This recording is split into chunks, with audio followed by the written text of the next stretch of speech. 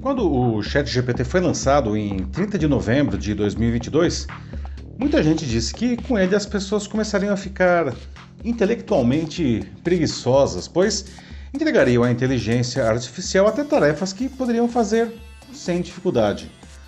Bom, de lá para cá observamos mesmo muitos casos assim, inclusive com resultados desastrosos. Mas o que também tenho observado é algo mais grave, ainda que mais sutil. Indivíduos, digamos, terceirizando a sua criatividade para as máquinas. Quando fazemos um desenho, tiramos uma foto, compomos uma música ou escrevemos um texto que pode ser um singelo post para redes sociais, exercitamos habilidades e ativamos conexões neurológicas essenciais para o nosso desenvolvimento. Ao entregar essas atividades à máquina, essas pessoas não percebem o risco que correm por realizarem menos essas ações. Há um outro aspecto que não pode ser ignorado. A nossa criatividade nos define como seres humanos e como indivíduos. Por isso, adolescentes exercitam intensamente a sua criatividade para encontrar seu lugar no mundo e definir seus grupos sociais.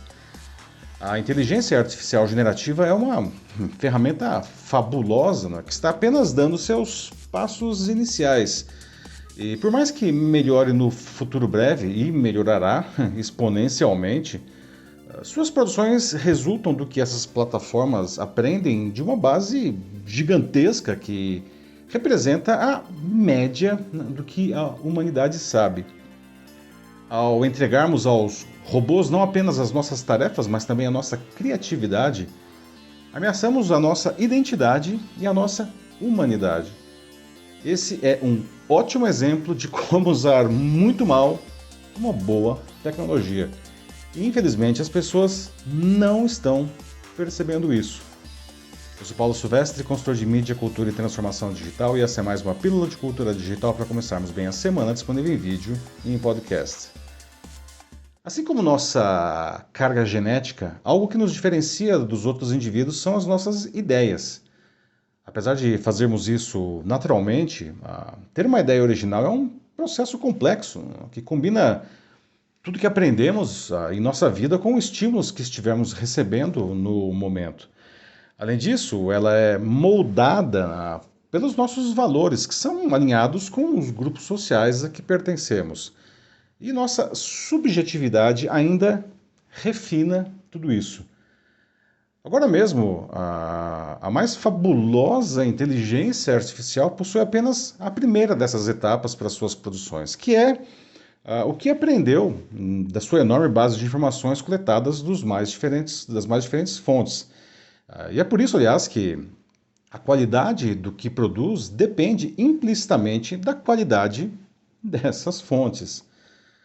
Alguns argumentam que a inteligência artificial também pode desenvolver valores a partir de sua programação, dos dados que consome e da própria interação com os usuários. E, de fato, um dos maiores problemas dessa tecnologia são os vieses que ela acaba desenvolvendo, que piora as suas entregas. Com valores, a máquina se aproxima mais do processo criativo humano, mas a inteligência artificial ainda não pode ser chamada de criativa justamente pela etapa final, conduzida pela nossa subjetividade. Os padrões que aprendemos em nossa história de vida única nos permitem ir além de simples deduções lógicas no processo criativo. Para as máquinas, por outro lado, esses mesmos padrões tornam-se limitadores. Eu gosto de pensar que o processo criativo é algo que nos conecta com algo sublime, alguns diriam com algo divino.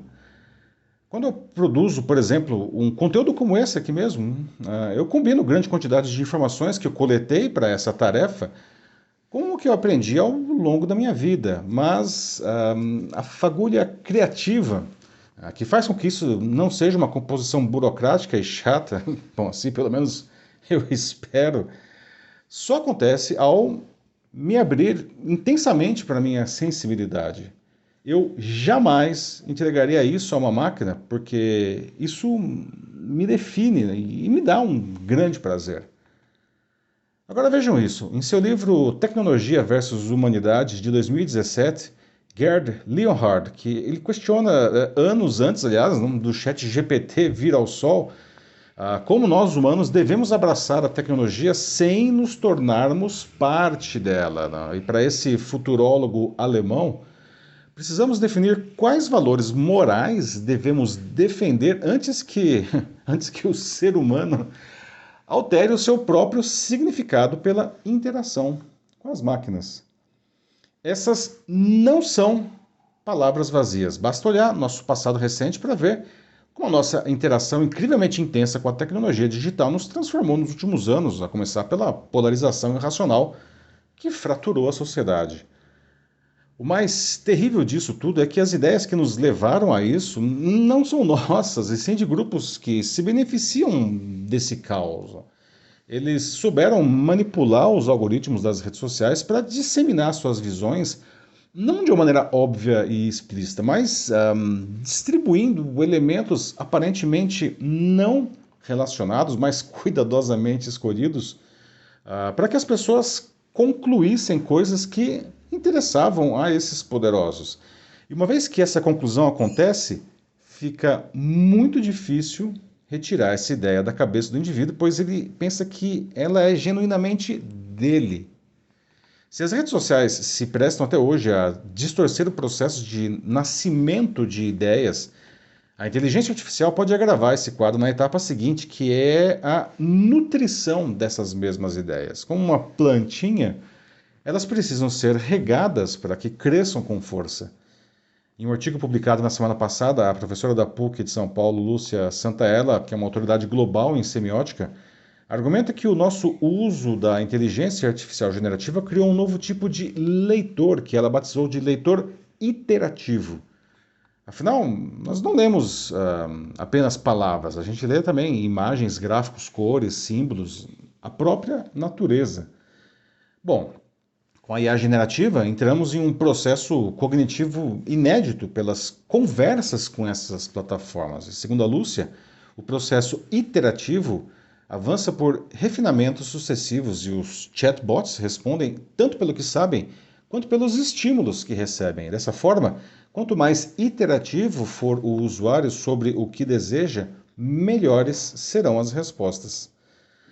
Bom, isso reforça a minha proposta original de que não podemos terceirizar nossa criatividade para a inteligência artificial.